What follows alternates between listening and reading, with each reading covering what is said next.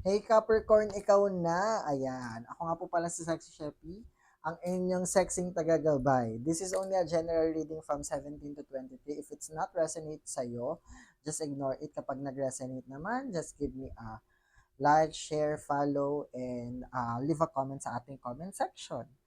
Okay, Capricorn. This is a card of a little bit financial, what do you call financial abuse. Oo, parang medyo wrong decision. Oo, parang nakakita ko na parang medyo na nag di ba you are expecting last week na or ang ganda ng abundance mo pero you are too much na parang, uy, hinay-hinay lang. Parang, uy, ito. Parang ganun. Tapos gusto mong ikaw lang ang magtatrabaho for that certain scenario. No? Parang, ito yung isang bagay na gustong i-grab kagad ang isang, uy, ito yung porket nangyari sa'yo last week, eh hindi siya mangyayari ngayon. Parang ganun yung gusto kong i-emphasize dito, no?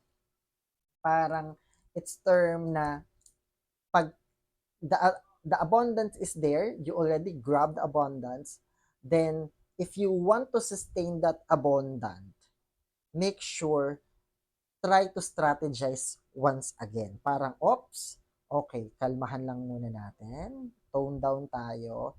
Then, check the surroundings. Then, we still grab again the opportunity.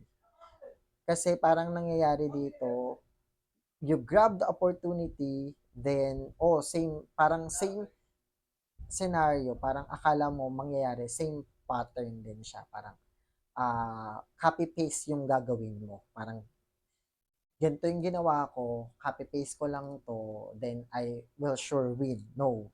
Parang, yung anong nangyari last week na idea mo, hold mo yon, then tone down, strategize again, different aspect, plan. Then you see a celebrations of abundance, a relationship. I see a new uh, uh, decision making na parang, oy, the stars are sparkling, no? So, yun ang nakikita ko doon sa card mo. Huwag padalos-dalos sa mga pangyayari. Or wag malunod ah, sa kaprasong puno ng tubig. Oo.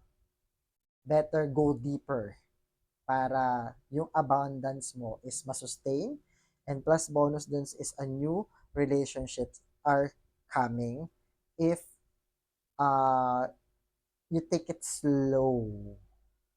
No? That's your reading. I hope it's resonant. Leave back comment.